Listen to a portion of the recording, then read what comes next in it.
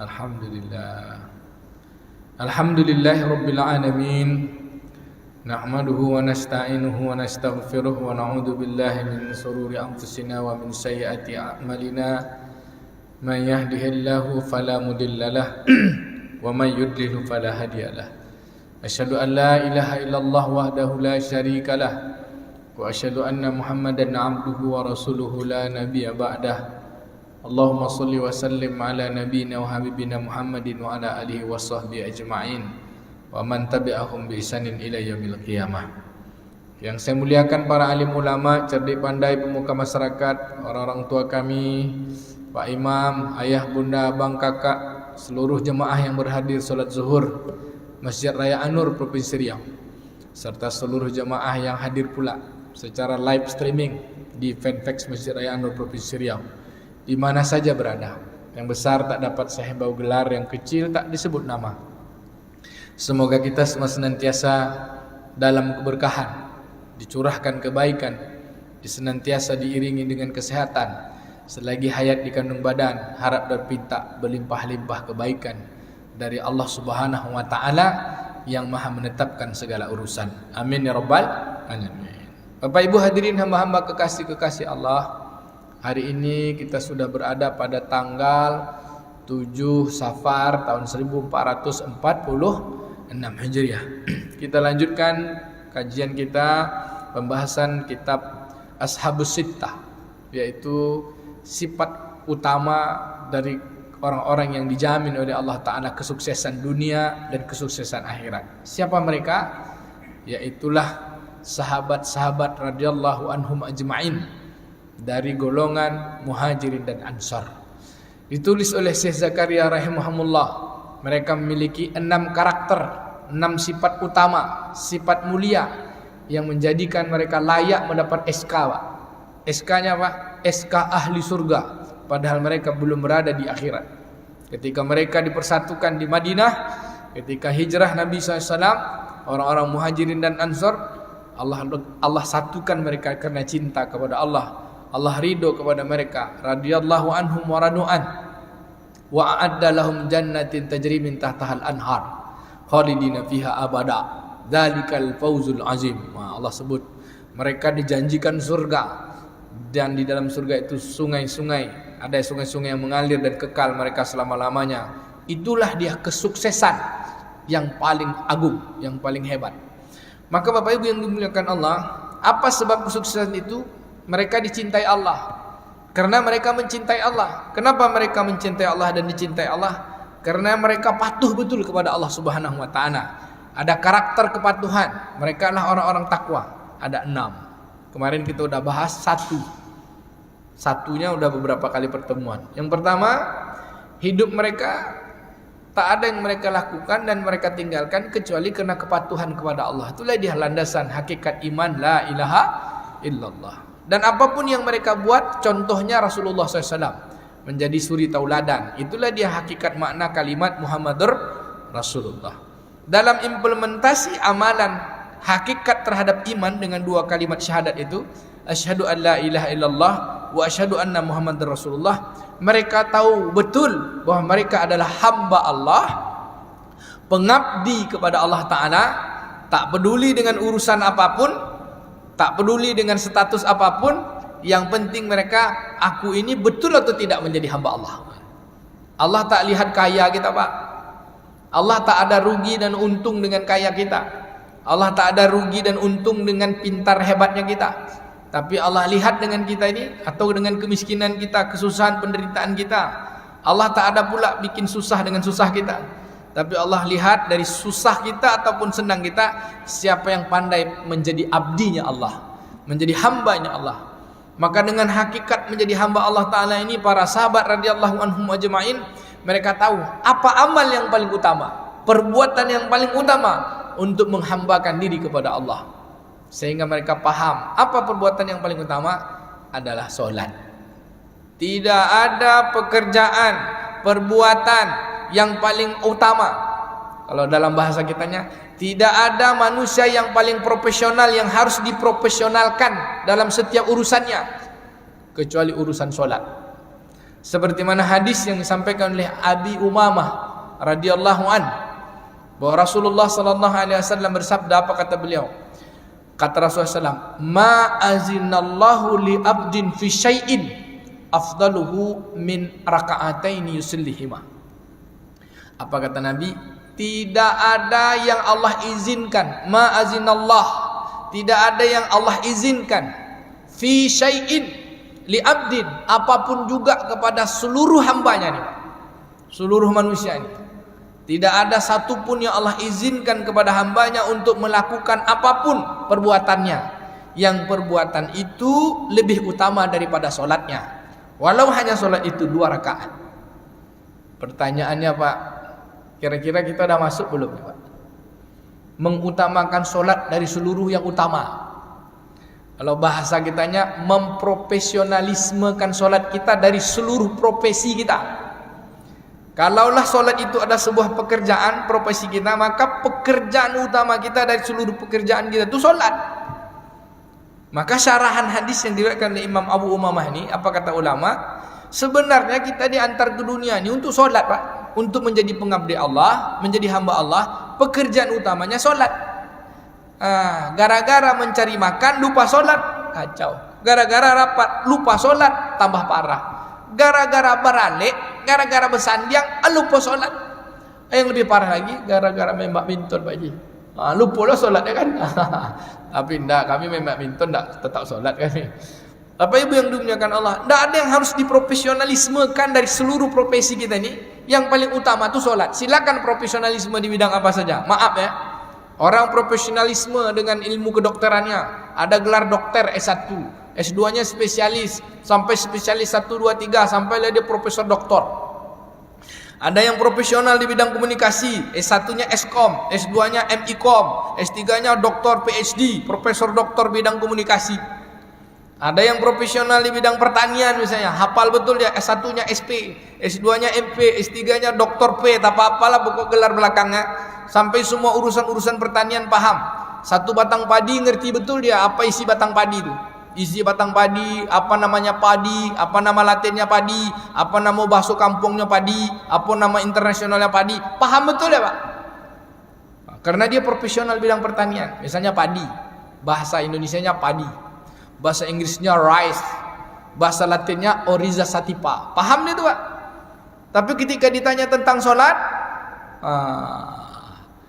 apa makna bacaan takbir Allahu Akbar, apa makna bacaan kabira walhamdulillahi katsira wa subhanallah bukratan wa asila, apa makna kata wajah tu wajhiya, apa makna kata rabbana lakal hamdu hamdan katsiran thayyiban mubarakan fih, atau rabbana lakal hamdu mil'us samawati wa mil'ul ard wa mil'u ma syi'ta min syai'in ba'du. Kalaulah kita betul-betul profesional dengan solat kita, maka seluruh solat kita ini Pak akan menghadirkan keutamaan. Apa keutamaannya? Kita akan dapatkan pertolongan Allah. Maka sahabat radhiyallahu anhum ajma'in itu yang paling diutamakannya itu di atas seluruh yang utama itu solat. Tidak ada yang lebih utama Pak. Sayyidina Utsman bin Affan juga Abdurrahman bin Auf pernah masbuk solat Pak. Udah Abdurrahman bin Auf pernah masbuk solat zuhur gara-gara menunggu perdagangannya datang. Datang perdagangannya itu masbuk dia satu rakaat. Lalu dia bilang, gara-gara inilah semuanya aku masbuk solat. Dia bilang, mulai hari ini semua yang kutunggu tadi ku infakkan, ku sedekahkan di jalan Allah supaya tak melalaikan solat. Pak, kita masih jauh kayaknya dari sahabat ya Pak. Bapak Ibu yang dimuliakan Allah Ta'ala, apa keutamaan solat Pak dari semua yang utama? Allah katakan dalam Al-Quran 3 fungsi solat yang utama. Ini kalau kita bahas panjang kali ini, kita bahas sampai tutup habis sajalah. Pertama, fungsi solat itu untuk menyembah Allah. Allah sebut dalam surat Toha ayat 14. Allah katakan kepada Nabi Musa, ya Musa, kata Allah, innani anallah la ilaha illa ana, sesungguhnya aku ini Allah, tak ada Tuhan selain aku. Fa'budni, sembahlah aku, kata Allah. Aqimis salata li zikri, tegakkanlah solat, dirikanlah solat, sempurnakanlah solat untuk berhubungan denganku, untuk berzikir kepadaku, kata Allah. Jadi kalau kita tak solat, tak patut kita disebut hamba Allah. Ada orang bilang sedekah tulisannya hamba Allah, hebat kali Pak. Solat tidak. Nama ngakunya hamba Allah. Iyalah hamba Allah. Hamba Allah tu ahli surga, Pak.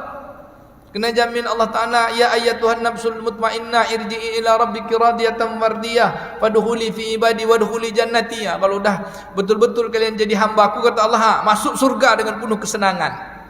Tapi kita mudah-mudahan lah betul jadi hamba Allah, Pak. Bukan hamba kantor, hamba nafsu, hamba duit, hamba piti, Pak. Na'udzubillah.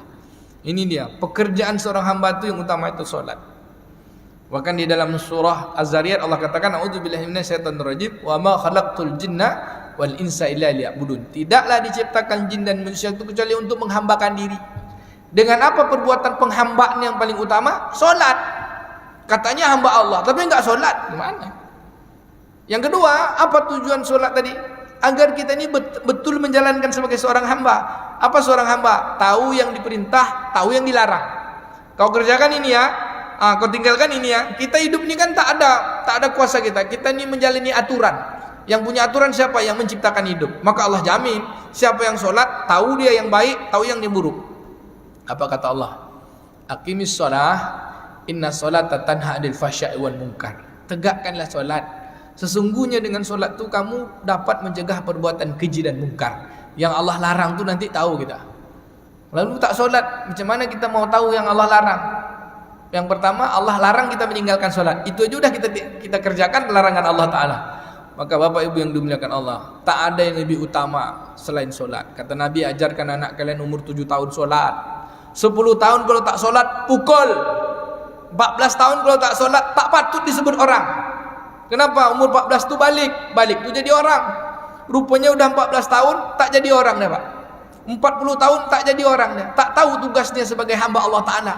Umur 40 tahun masih juga ngantak batu domino, Pak, di pinggir jalan kan. Azan sedang berlangsung, solat sedang berlangsung, kajian sedang berlangsung, diajak hadir ke kajian, diajak hadir ke masjid, apa dia bilang? Dulu ada lahir pada waang lagi, kata dia.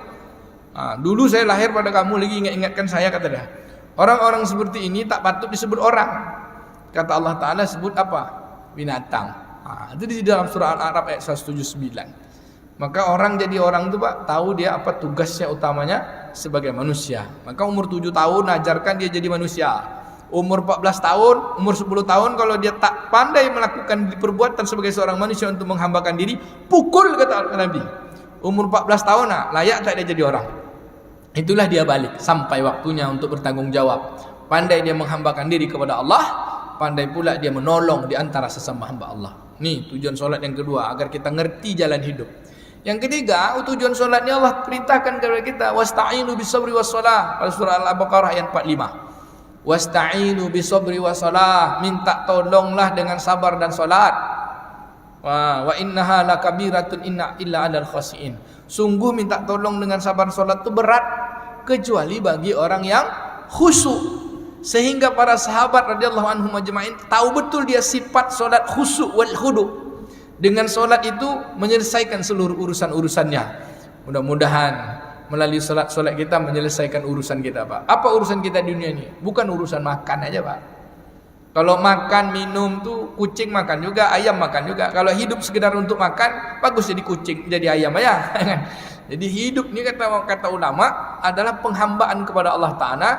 Ketika kita mendirikan solat, Allah akan mudahkan kita untuk mengerjakan tugas kita sebagai abdi Allah.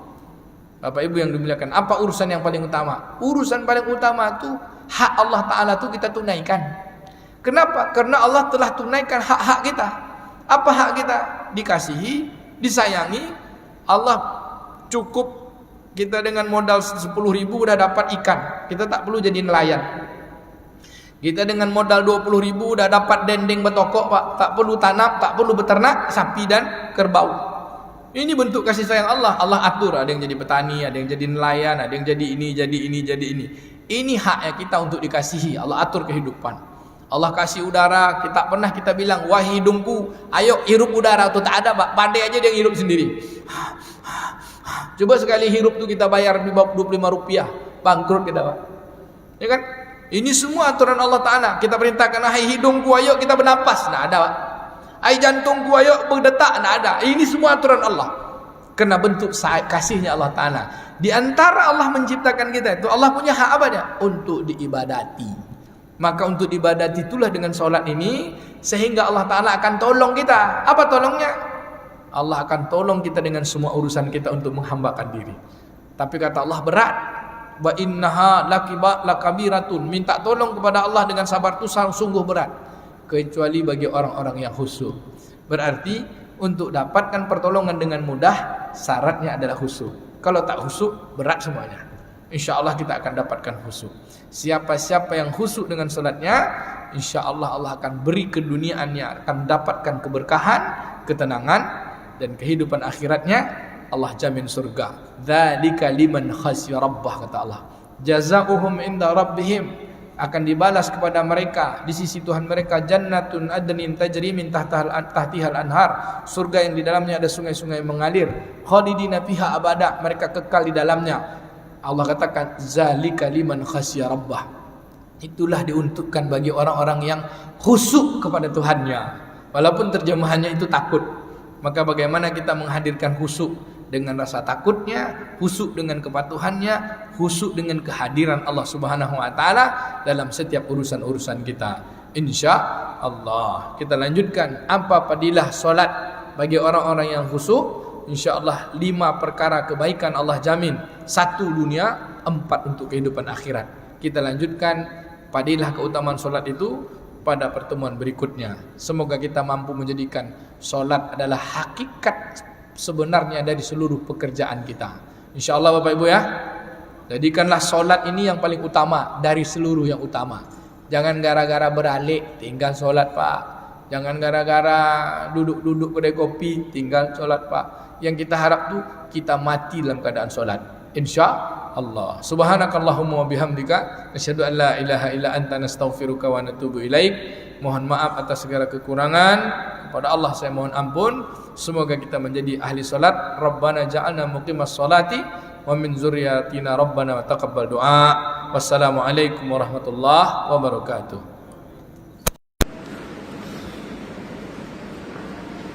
Pak